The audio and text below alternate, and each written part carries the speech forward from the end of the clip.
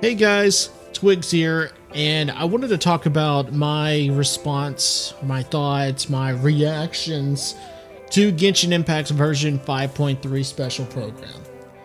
And if I were to sum it up in as a brief a phrase as I can think of, it's a lot of flash and no real substance. And this video will be basically me giving you my thoughts, laying them out, and kind of explaining why I feel the way I feel. So with that being said, hit that like in.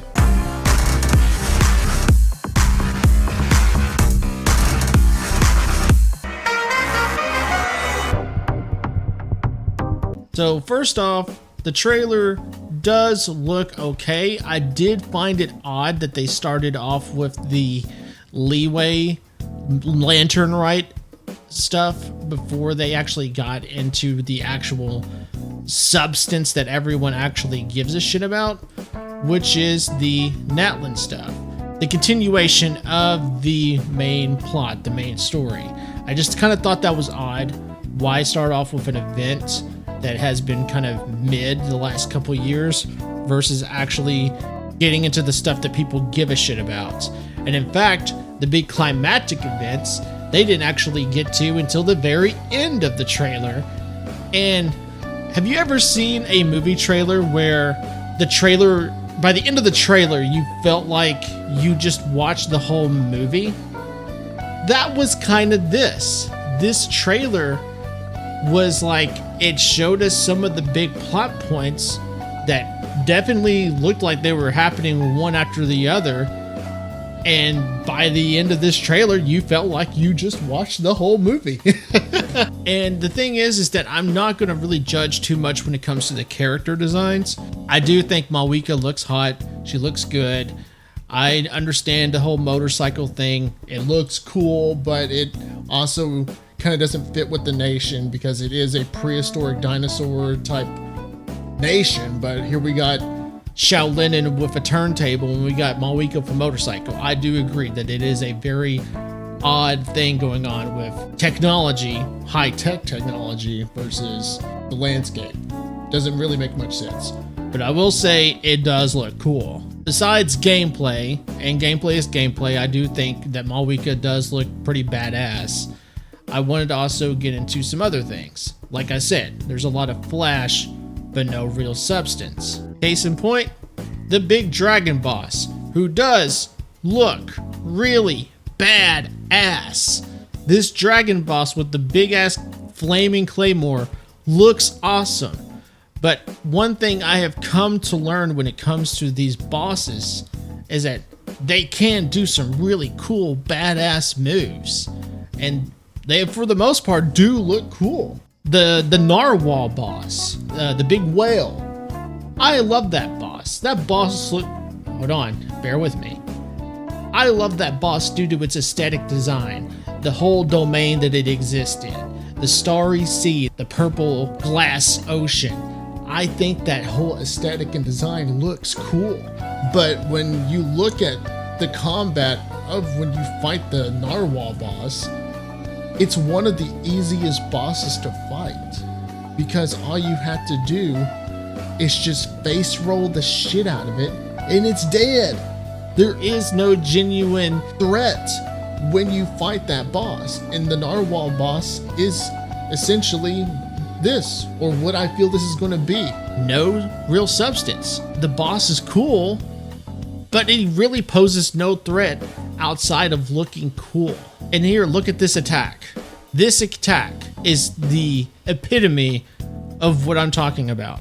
This dragon boss charges up a big attack and slams down, and it's nowhere near the area code of where you are currently located. For anyone who doesn't understand what I mean, here is the traveler literally on the other side of the fucking battlefield, and the boss just slams down on the other side of the battlefield. What are we doing? Somebody get this boss some glasses. It literally made no sense for why he attacked. Now I'll say this attack does look epic. It looks stunning and awesome. And this attack does look like it will, as we saw, pretty much one-hit kill whoever you're running around as. You want to know the key of being able to survive this attack? Burning an ult during that moment of impact. Literally before the attack hits, pop Jean's ult, you will live. You will live like nothing ever happened. And even though this is a case of you just need to really pop an iframe and you'll be fine, this boss basically is going to fall under the same category as many of the other bosses. All flash, all spectacle, but no genuine threat or substance. Then we have the Lantern Rite, which is same shit, different year. And it's going to follow the same routine when it comes to character skins. 5-star character gets the paid skin, 4-star character gets the free skin. You're just going to play the event to get it. They're going to be giving away a total of 20 pulls, which is okay, fine, not bad. I'll give you credit. 110 pull is going to come from a gift in the mail, and then another 10 will come from a limited time period to obtain. So I'm assuming like in a daily login type deal. And then like they do every Lantern Rite, they give you a free 4-star character. But it's always the leeway characters. In this case, kind of like they did last year, they gave away gaming for free. They're going to give away the new 4-star Wind Girl for free. So that's nice. And I'm sure everyone's going to do the same shit. They're just going to pick the new character. As always, Genshin Impact is Genshin Impact. We don't actually care about the main gameplay. We just care about throwing Mario Party minigames at you. So, Mario Party minigame, another bullshit minigame, an event that deals with obstacle courses, so who gives a shit? Music event, but who cares? They're recycling an old event from the past where you control a beetle, but this time you're beating up monsters. So, recycled events. And then, out of all the Mario Party minigames, there will be one combat event. So there's that. There is at least one combat event. And then when it comes to the, the events where they double the mat rewards, well, whenever that event is happening during that week, all mats will be available for you to farm. So I will also say that is actually kind of a neat thing they did. So again, I'll give them credit for where credit is due. And then they also showed off some other system optimizations. Some stuff right out of the gate, they increased the artifact inventory limit. So, okay, that's nice. Optimized the boss challenge. So basically, whenever you defeat a boss and you claim its rewards, literally like a couple seconds after you claim the rewards, the boss will respawn, making your farming process a little bit faster. Added a Natlan style realm to the Serenity Pot. Who gives a shit? Unlocks cross co-op mode for world levels 8 and 9. So if you're actually one of those people that are doing co-op mode and they happen to be on the level 8 or 9 difficulty, there went that hindrance of being able to play with them. Some of this stuff, okay. Some of this stuff, who gives a shit? Looking at you, Natlan style realm layout for the Serenity Pot. And then this next part is, wow, I can't believe it actually took you all this long to actually do this. So you know how in ZZZ, literally in the last update, they added the ability to be able to pick up a character, click a button, and it'll kind of give you a recommended guide to how to build a character. That is what Genshin Impact has finally implemented after 5.2. This will be 5.3. And ZZZ just implemented this into their 1.4 updates. Again, even though I agree, and I will tell anyone, this is a great feature. It is a good way for people who is not as clued in as a lot of us, anyone who would be watching me or any other guide maker. So I'm not saying this is a bad feature. I think this is a great feature. My problem is that this is another case of Genshin Impact playing catch up when they came out before any of these other big mainstream gacha games. And the thing is, this is the funniest part about this, is like I said, there's a reason why I said Genshin Impact is implementing this during their 5.3 update. This would have been a great feature for Genshin Impact to pioneer at least roughly around their 2.0. Now we still have all these waves of characters and they're just now implementing this. Yes, this will be great now for anyone joining the game now that there's so many characters in the game now. That would be true if you were arguing that. But my point still stands. This would have been great for them to pioneer rather than catching up. And then they decided to go ahead and kind of give us an overview of what's to come. This was the big, oh my god, portion of the live stream. As we all expected, there's also another tribe. Duh. If anyone has been playing this game knows there is another tribe that we haven't really kind of got to know outside of one short little character with the white hair. We know that we still have to meet their tribe. We know we have to kind of get introduced to that character. I'm pretty sure that character will be introduced in the 5.4 update. So, okay, cool, but saw it coming. So as they continued to yap, they decided to kind of give us a screen showing the silhouettes of characters to come. So here's Iason. They are, as I expected, going to be in the 5.4 update because of the Collective of Plenty storyline. So makes sense. So starting from left to right, these are the characters to be expected. This character in the middle, I am pretty sure is Skirk, but the rest of these characters, based on silhouettes, mid. Waitress lady, I'm pretty sure she'll be pretty. Then this chick with horns, I'm pretty sure that's going to be really going for those furries. That looks like a carving knife, maybe some type of cook. Cowboy dude, singer person, very meh designs. The only person out of this whole fucking list that I can judge based on their silhouettes that I'm looking forward to is Skirk, because Skirk does look badass. Then they also said that they're going to be talking about Nod Cry, an autonomous area in the southern Shesnaya. Them saying this just really solidifies that we're going to be rolling out to the whole Shesnaya story here soon. So, alright, that does get me at least somewhat interested. And then they got to this. New gameplay preview. Now, when you probably saw this before you knew anything from social media, this kind of caught your eye. This kind of piqued your interest. Let's listen to the dude here. As mentioned, since the team and products need to evolve, aside from adding new regions, characters, and stories, we're also planning a major gameplay module. With this module, you can unleash your creativity to turn what's already in Genshin Impact into your own unique gameplay stage. You can invite your friends or play with strangers, solve puzzles, fight, or compete. It'll be a place for Genshin Impact creators to showcase their talents, and we hope we can work with everyone to create a more vibrant content environment.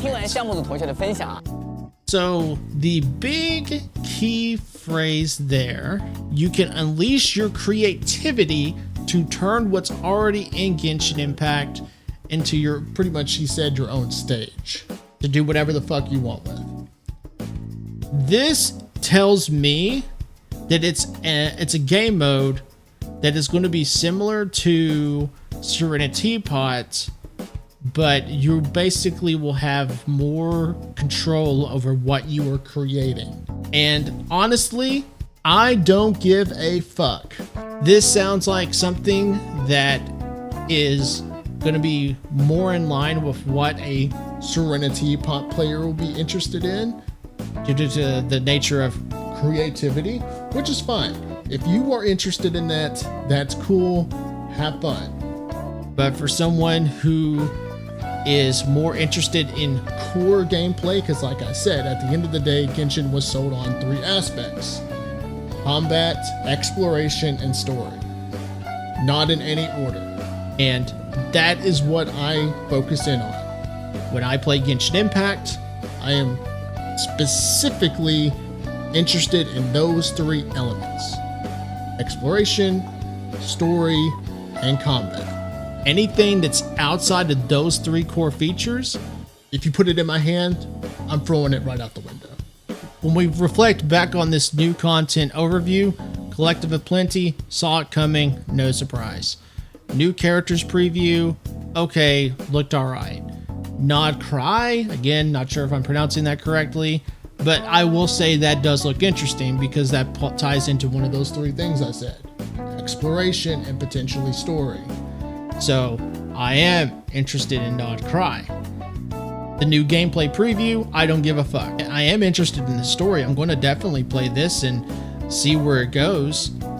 I am interested in picking up Malwika because Malwika is hot, and I do think the motorcycle thing is cool, even if it doesn't make sense to the world itself. Lantern Rite looks mid. The new 4-star girl looks okay, but I'll have to really see what she does to see if I'm going to give a shit or not.